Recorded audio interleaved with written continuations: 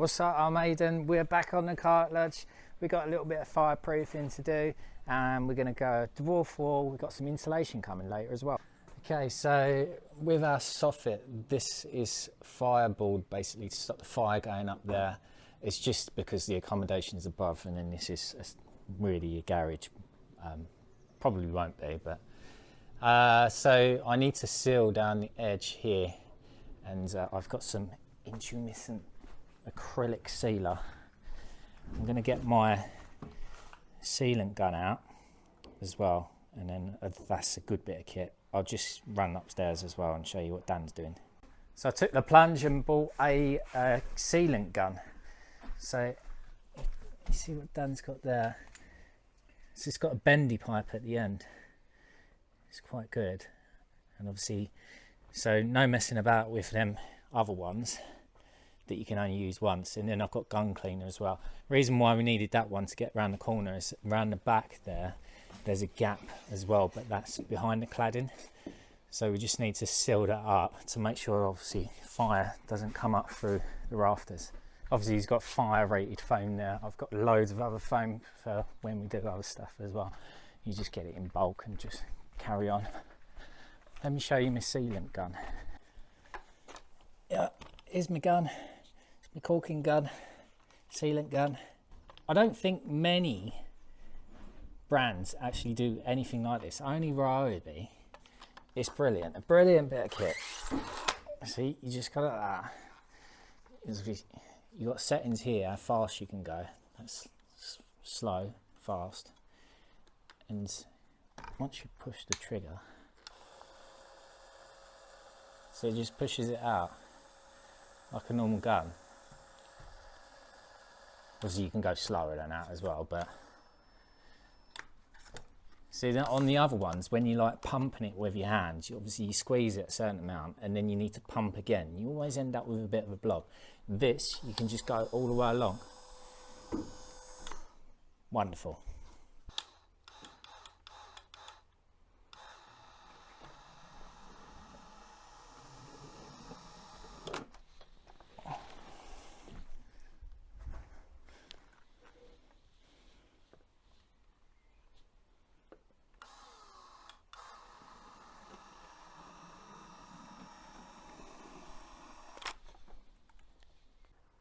So once you get used to it and good at it, you almost don't really need to move it afterwards.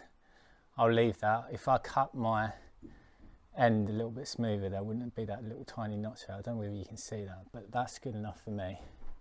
I had to stop because obviously it was too long and I had to reposition, but that's decent, isn't it? It saves your forearm as well. Just imagine, I've got so much sealing to do on this. It's going to be unbelievable, and even if you don't even own Ryobi tools, it's worth just getting something like that. If you can find any others, any other brands, let us know in the comments. I've never found one before, but brilliant, brilliant.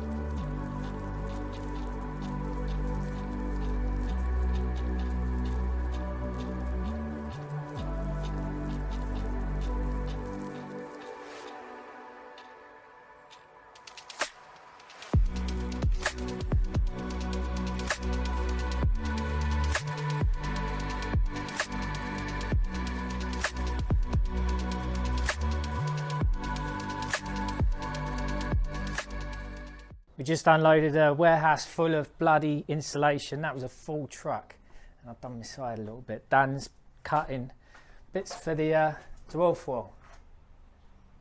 Or he's not. Is he? Is he cutting it? I'm gonna cut it. So our dwarf wall, we're gonna assemble up there, and we'll make a little bit of a ladder. This is not a structural. We've done a structural one before for our loft conversion. So dwarf walls, I'll show you how we're doing it this time. We've done it slightly different before. I'll explain that in a second. We're not putting the dwarf wall in just yet. We're going to do a little bit of insulation. I say we, Dan's going to do it because I've got a little other project I need to do. Yes, funny enough, insulation day. He needs to, he uses a straight edge, measures out, and then uses a handsaw to cut all the way through it. We'll just go and have a look what he's done already. There you go, he's done 2 bits already. Lucky enough, where we put these noggins in, it wasn't planned, but that's 2.4 meters down to the bottom section there, so that fits nice. There's a tiny gap at either end, but we've got obviously loads of spray foam. We'll fill that in with a bit of spray foam. And then I've got silver foil tape as well. I've got 25 rolls. It's 50 meters each roll, so this should do all of this easy, and then it'll do loads of the barn as well. So I'll show you what he's doing later, how far he's got later. I've got my other project to go now. Why don't you wear a mask? Wear your mask and spit in it and take shit in it. Pour it full of insulation. On Tuesdays. I don't think it's that bad. I don't know why you're moaning. I fucking hate it. Why? Because I hate it. You cut it straight and the fucking... The rafters are bowed, so it won't go in. Doesn't matter what size you cut it, you still got to trim it all around the edge. You're trimming it above your face, so there's just shit falling all over you. Put a mask on, then you got to put goggles on. It's all in your fucking face, it's down your back, then it itches you up. This ain't itchy. It's alright for you, because you're standing over there with a fucking camera with your little project on insulation day. You know how much I hate insulation. That's what you're going to get all day. You're going to get me growling. I'd rather live in a cold house than insulate it. Rather live in a cold house.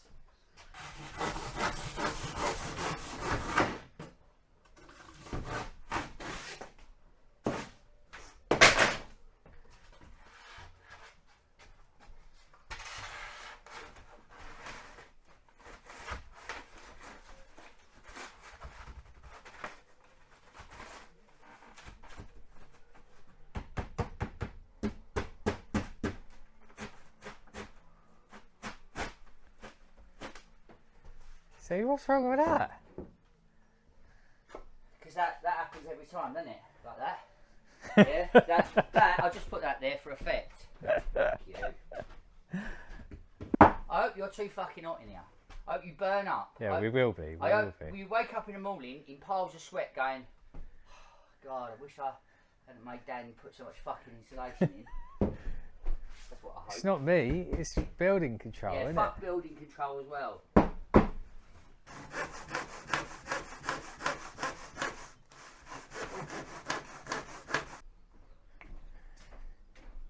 Here's the progress.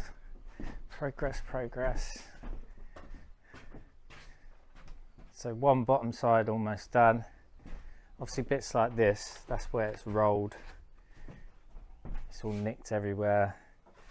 But all you need to do is just have your spray foam and your silver foil and you sort that out. So there's no point in buying new stuff because it's going to get mashed up anyway. Just get your seconds and get it done. Save you some money.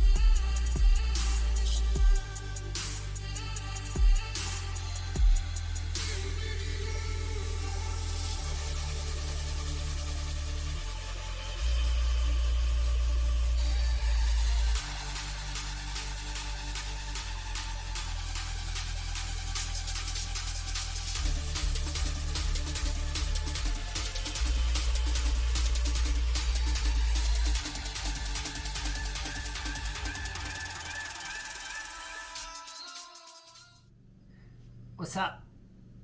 I haven't really been filming anything because I I don't really know what to film anymore, to be honest with you. It's quite easy to get disparaged by the whole YouTube thing. I don't know what people are interested in. I don't know what you want to see. No one really tells me or says anything, really. So, I mean, I literally don't know. You could probably tell from the channel I've been experimenting with different things, but nothing really seems to work, and because I don't get any feedback, I don't know what I'm doing. I don't know literally what I'm doing. Obviously, if you can offer some constructive feedback. I know someone said a couple of things before, but I don't know. I can't remember what.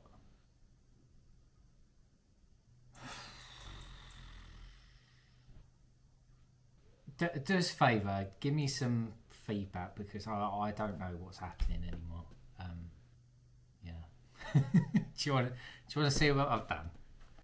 Dan's almost finished the installation. I say almost finished. Obviously we've got stuff to go below the rafters. This is 120mm thick, and then we're going 25 below the rafters, and that will give us an overall U value of 0.18.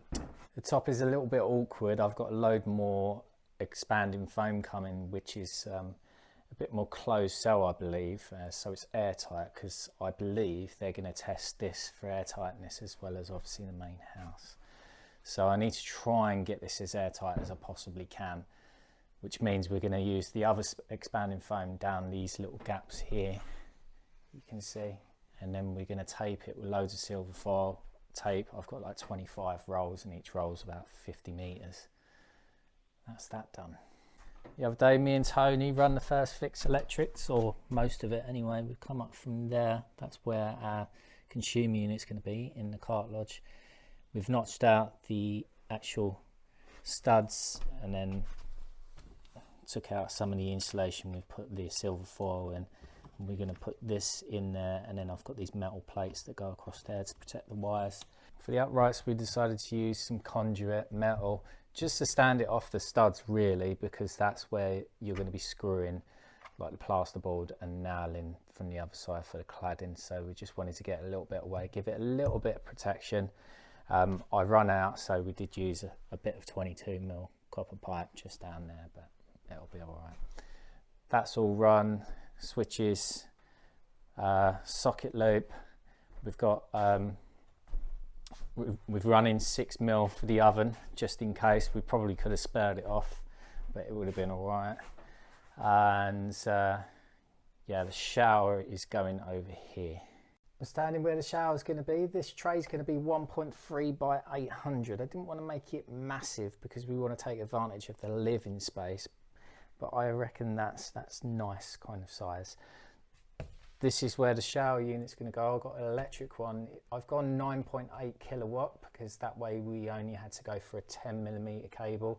Otherwise, over 10 kilowatt shower, you have to go stupid size and then get a big breaker on your consumer unit. So we're not going to bother with that. I'll show you what I've done with the pipe work. Need to sort the first fix pipe work as well, because the 25mm stuff is going to go over the top of this. Cold feed for the shower. That's going there. It was originally going to go all the way to the ends, and then on this wall we was going to have a towel radiator, but I decided that actually I'm going to put the sink there instead, so I needed hot feed, in which case I'm going to run the hot just there down to there, and then the cold is going to go up here, tee off, and then skip around there. I'll just watch that back. I'm talking total nonsense. Right, I'll still run the cold feed there. I'm going to tee down to there and then come out the wall, and then it can carry on. And then for the hot feed, I'll come here up the wall and then out. So I shouldn't have cut that little bit there, but yeah. And then I'll put obviously isolators on the actual taps, and then to kill the whole lot, I'll have isolators around here as well, which I'll be able to access from over that way. I might be able to sneak the waste just underneath the log store roof out there, but we'll see. The shower one's going to drop straight through the floor, go through the bottom of the cartilage out and then into the stack over there. That's where the toilet's going to go, just where this is here. So it should be, it's a decent sized bathroom. What I'm going to do is I'm going to hinge the door so it's going to go the other way, open out onto the room, because I'm putting an oven just here. It's going to be wasted space there anyway. We'll see what size door I get. I might get a slightly slimmer one. I think it's 686 from Travis Perkins. Oh, down the edges, to keep the wires together, we just got some old guttering. I say old guttering. I bought new guttering because the you know, the white stuff that you get for electric, it's like ridiculously expensive. We only just needed to keep it in place. There's a dwarf wall that's coming in front of that as well. And I finished off fitting the flashing for the Velux. And I picked up my kitchen the other day. That was 125 quid. So I'm going to use some of this up in the cartilage. That's in pretty decent nick for what it is, 125 quid. It did fall apart a little bit when it was being moved, but I need to adjust a few things anyway. Considering the kitchens cost something like that, maybe like 4 grand or something, it's a total bloody rip off for something that's just like particle board with a bit of laminate on the front. But that'll do. I'm going to paint it like an off kind of white colour probably, and then I'm going to use I'm going to get a maple countertop. I'm also going to make a maple vanity unit for the bathroom, bit rustic. Anyway, I think I'm going to leave this one here. If you haven't already, give us a thumbs up. Thanks for watching. See you later.